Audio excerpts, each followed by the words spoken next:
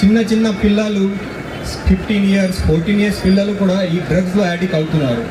ఎందుకు అవుతున్నారు అంటే ఈ రెగ్యులర్గా మన సోషల్ మీడియా కానీ తర్వాత వేరే వెస్టర్న్ కల్చర్ కానీ బయటకి రాష్ట్రంలో ఏం జరుగుతుంది అదే మన ఈజీలీ యాక్సెస్ ఉంది. మన సోషల్ మీడియా కానీ ఇంటర్నెట్ కానీ ఈజీగా యాక్సెస్ ఉంది దాని కాబట్టి మన వాళ్ళు కూడా అదే బ్యాడ్ అడిక్షన్లో ఈజీగా అట్రాక్ట్ అవుతున్నారు.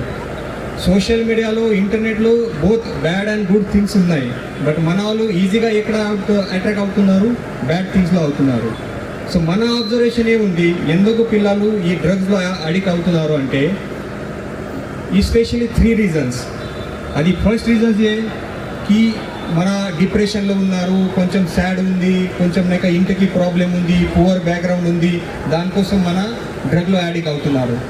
ఏ సొల్యూషన్ వస్తే అది డ్రగ్స్లో యాడిక్ట్ అయిన తర్వాత మన డిప్రెషన్ తక్కువ కాదు, ఇంకా పెరుగుతుంది. సో ఈ డిప్రెషన్, పువర్ ఫ్యామిలీ బ్యాక్గ్రౌండ్, మన ఏదైనా ప్రాబ్లం ఉంది, అదే డ్రగ్స్లో యాడిక్ట్ అయిన తర్వాత తక్కువ కాదు, ఇంకా ఎక్కువ అయితే. ఈ drug is very serious crime. మన తెలంగాణ ప్రభుత్వం కూడా ఈ కొత్త ప్రభుత్వం వచ్చిన తర్వాత ముఖ్యమంత్రి గారు చాలా సీరియస్గా ఉన్నారు ఈ డ్రగ్ పైన. ఇది priority subject to eradication of drugs from Telangana state.